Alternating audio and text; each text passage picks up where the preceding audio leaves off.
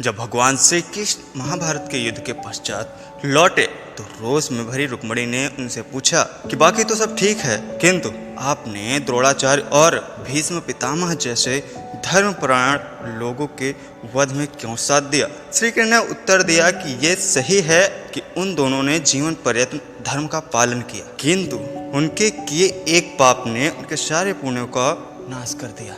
रुक्मिणी ने फिर पूछा कि वो कौन से पाप थे। श्री कृष्ण ने कहा कि जब भरी सभा में द्रौपदी का चीरहरण हो रहा था तब ये दोनों भी वहां पर उपस्थित थे और बड़े होने के नाते ये दुशासन को आज्ञा भी दे सकते थे, किंतु इन्होंने ऐसा नहीं किया। उनके इस पाप के आगे उनकी बाकी धर्मनिष्ठता नष्ट हो गई। रुक्मिणी ने पूछा, और कर्ण? वो तो अपनी दानवीरता के लिए प्रसिद्ध था, कोई उनके द्वार से खाली हाथ नहीं गया, उसकी क्या गलती थी।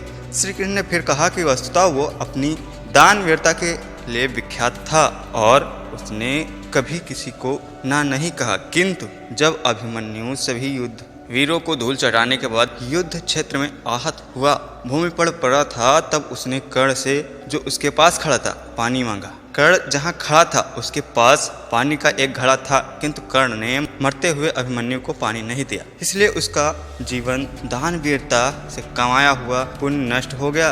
बाद में उसी गड्ढे में उसके रथ का पहिया फंस गया और वो मारा गया। अक्सर ऐसा होता है कि हमारे आसपास कुछ गलत हो रहा होता है और हम कुछ नहीं करते। हम सोचते हैं कि इस पाप के भागी हम नहीं हैं, किंतु मदद करने की स्थिति में होते हुए भी कुछ ना करने से हम उस पाप के उतने ही हिस्सेदार हो जाते हैं। हमारे अधर्म का एक क्षण सारे जीवन के कमाए धर्म को नष्ट कर सकता है। अर्थात हमें समझ में आता है कि यदि हमें कहीं पर कुछ भी गलत होता हुआ दिखाई दे तो हमें वहां पर उस व्यक्ति की मदद जरूर करनी चाहिए।